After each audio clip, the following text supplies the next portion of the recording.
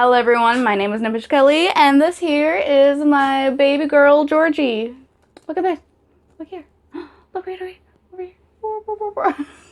Mwah. So this video I'm going to be talking about my experience adopting Georgie, and Georgie was rescued from a local animal shelter, rehabilitation center, and sanctuary. So she didn't exactly have the best life before me adopting her, but so I'm going to kind of talk about that and kind of tell you how she's doing now. Oh no, don't lie down. Oh no, they want to see your face. Georgie has turned 2 on August 4th.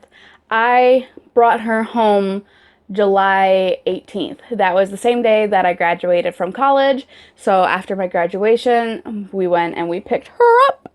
Didn't we? Yes, we did.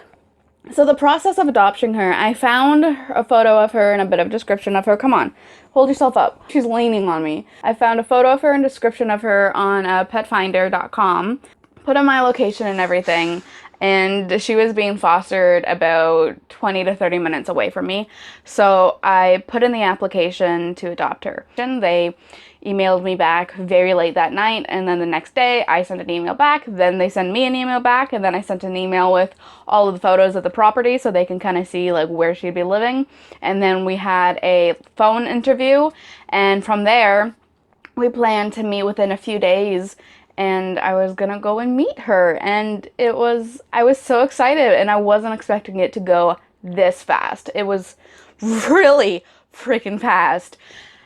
And then after meeting her, they were pretty much, she was so nice, she was so sweet, she was so gentle, and they were telling me that about 5 other families looked at her and passed her up. They had her at the shelter for about 5 months, rehabilitating her and training her and everything, and the foster had her for about 2 weeks, but the foster was like leaving the province for work. She was either going to be in desperate need of another foster or super in luck, because I wanted her, and I did want her, but then they offered, I was told that after this initial meeting they'd come bring her to the house and like meet everyone else. After the initial meeting, they were like, you want to take her now? Like, she loves you. Do you want her now? And that kind of like spooked me, because I was going to go away for the weekend. I still had graduation. I was going to have family coming over. And, well, my mom was excited for it, and both my sisters were kind of excited for it. And, like, I told my dad about it. I didn't know how serious it was, so I wasn't going to be like, hey, a dog's coming home with me. So I was like, I need some time to, like, tell my family and everything. So then the next Tuesday, after that Tuesday, we picked her up. I sent the money in, like all the emails, and I picked her up, and it was great. She was so cute. She was really good on her car ride home. A bit nervous, but that's understandable. And then when she walked through the door, she lost it, but in the cutest way, in the happy way. She was so excited. She was jumping over the couches, running around. I bought her a really expensive Bowser bed, and those are the ones with like the pillow in the middle and then the pillow all the way around it. She loved that. I bought her a purple unicorn stuffy, and she loved that, and it's still one of her favorite stuffies. She's kind of skinning it now. It was a little gross, but she loved it. And with her came a bed, came like a winter jacket, came a life jacket, came a bunch of different types of treats, and also came food. So now I'm going to kind of get into like her adjustment period of moving in with me. So that night was really hard for her because we didn't have a crate, and she is crate trained. So that was hard for her because she didn't know where she was sleeping. She was sleeping in my room, her crate's still in my room, and she was very upset and confused and couldn't get comfortable and was having anxiety. So I ended up laying on the floor beside her like all night long. And now I'll kind of show you quick. We have a crate, and she loves it. Look at that. Look at that beautiful crate. It is so large. It is so huge. When she stands up, she does not like touch the roof of it or anything at all. And I can fit in it. Like come closer. There's enough room for her to turn around. There's enough room for her to like stretch her body out. There's enough room for her to stand up. She can sit in there without like her head touching the top of it. It is a huge honking crate, and it was very expensive. So the mat that's in that crate is the mat that came with her from our foster family.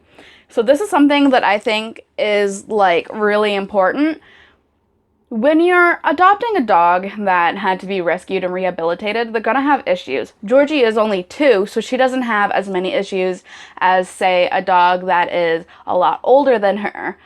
But she has massive, massive anxiety and PTSD, and it can be really bad. So one of the things we did to make this adjustment easier for her is that we did not wash her bedding or her blankets or her toys until like a couple weeks ago, and I got her July 18th, 2019, and right now as of filming this, it's like September 9th, 2019. Let her have that smell, because she knows her foster family, like all that, and the sanctuary as a safe smell.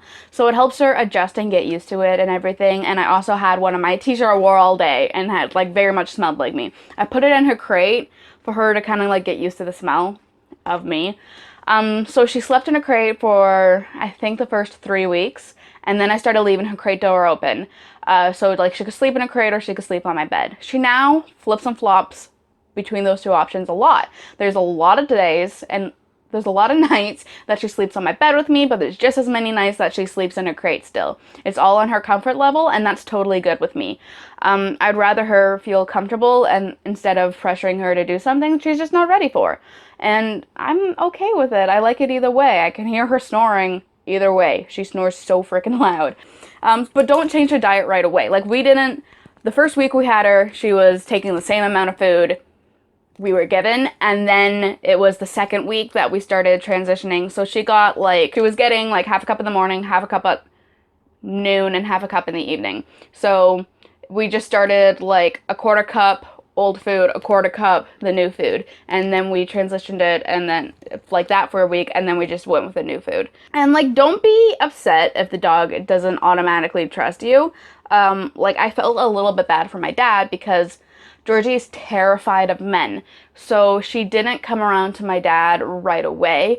It was a slow kind of build of a relationship. She had a couple anxiety attacks because of things he did that we never thought of would be a trigger. Like, he reached and she lost it. He wore a hat, she lost it. We found out that she cannot meet like a new guy if he's wearing a hat. That triggers her really badly. The rescue didn't send me her veterinary records or her training records right away, which to me was really annoying, because the sooner you get all that paperwork and read through it, you can kind of get a feeling of where your dog's at and like terms of training and veterinary work. So I still took her to the vet because it was in my adoption contract that I was going to take her to the vet within 72 hours of adopting her.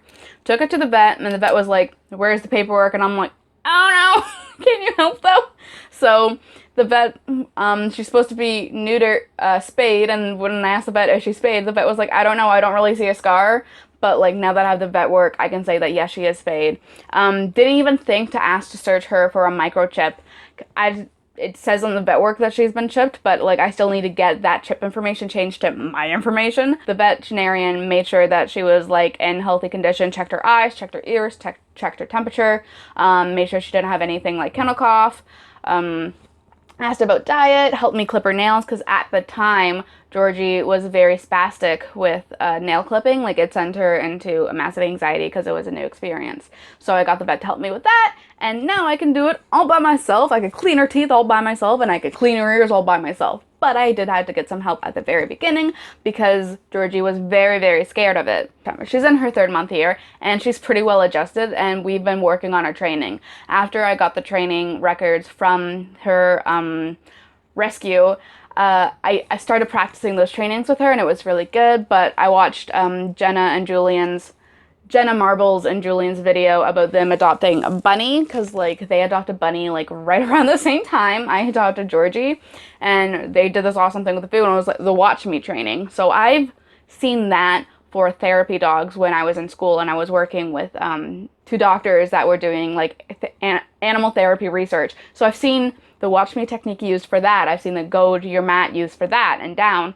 So when you're training, you definitely want to use those, because no matter what it is that your dog has issues with, if you can learn these proactive commands, your dog might not have any reaction at all because you're proactive enough to get them into a safe place. So when they're on their mat or they're in their crate, don't touch them. Leave them alone. That is their space for them to cope, for them to self-soothe, for them to get space, for them to have a breather. Get training information from the rescue or the adoption center or whatever that you're adopting the animal from. Get all the training records, continue working on it. Maybe add a few more of your own things once the dog's like comfortable with you and kind of adjusted to your living situation.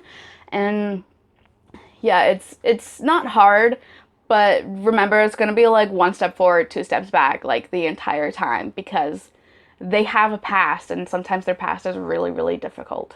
So I kind of already said this, but I do think it'd be a good idea to take the animal you just adopted to your veterinarian or the veterinarian you plan on seeing within the first week of getting them, because you want the vet to know you just rescued this animal and you want the animal to know you're going to be taking them to a vet. And like, it's just good because sometimes you don't always know that everything the rescue's telling you is truthful. Hopefully it is. Fingers crossed they're not lying to you or saying anything. But I know I have had people that like adopted an animal from a local rescue and then animal ended up being extremely ill, took their animal to the vet, and they had like liver failure and needed a very specific medication every single day. And with this medication, they were fine. But there is that sort of heartbreaking thing, so make sure you do take your animal to the vet, get like an overall health check and maybe a blood test to make sure everything's okay. But like at the same time, you also might want to look into pet insurance because the costs can be fucking huge. But I still encourage you to adopt. And these dogs will give you so much love. They'll give you so much like greatness, and like the rewards are just amazing. She is so sweet. Now that I got her on a better diet, she is so soft. She gives me cuddles. She acts like a weighted blanket when I'm upset. She's so goofy, and she's just the best thing in the world. So I don't want to scare you away from adopting a rescue dog. Here, Georgie, sit up. But I do think it's important to know that it won't be as easy as adopting a baby puppy from like the Puppy Mart or a local pet store or something. Adopting puppies isn't necessarily easy either because they're puppies. I adopted her when she was almost 2. And so she was potty trained, she was crate trained, she was leash trained, she like knew sit and kind of knew stay. Like she had a lot of basic training already done, which was great. She's not afraid of a crate. She's great when walking her. She's amazing. It's just every once in a while a man might walk by and she's crazy. Like with the construction work she's been having, I'm so proud of her with how good she's doing. She does every once in a while have a panic attack, especially if she's sleeping and they make a loud bang. And then she goes to the front door and sees all these men working in our like front walkway or working in the backyard, and she'll bark, bark, bark. And then I'll have to get her back on her mat and help her calm down with like squishes and pressure. If you're going to adopt an animal, look into the local rescues. Sometimes they do have puppies. Keep in mind puppies go really fast. One of the reasons why I adopted Georgie is because like she wasn't wanted to be adopted. And I wanted to adopt a dog that needs me as much as I need them. I wanted to adopt an animal that would have a harder time getting adopted. So like labs and huskies get adopted really, really fast. Georgie's a bulldog and wasn't getting adopted quickly at all. And like the older the dog, the older the animal, the harder it is for them to get adopted. Stewie passed away of cancer though, and he was 10, and I was terrified if I adopted an older dog, they would pass away on me again. So I went with Georgie. But at the same time, I highly, highly suggest it. If you're not able to adopt an animal, but you feel like you would like to have an animal in your space, think about fostering an animal. I mean, these like rescues and sanctuaries need fosters that don't have any animals, because there's some dogs that don't like other dogs, there's some cats don't like other cats, birds, and like, right? Like there's so many animals that could need you. And at least at the rescue I adopted Georgie from, they pay for everything. They pay for her vet bills, they pay for her food, they pay like for all her stuff that you get her. So like look into it, and it'd be like having a free animal at your place. You would still have to socialize them, cuddle them, give them lots of loves, and feed them and everything. So if you're wanting an animal but can't financially afford it, think about fostering, because it could be like the greatest thing for that animal. Or if you have the money to buy one, please adopt and don't shop. Hashtag adopt, don't shop. We really hope you enjoyed this video. Georgie hopes that you love her. She also has her own Instagram page, because I'm that extra of a mother. Don't at me. She's adorable and she's cute.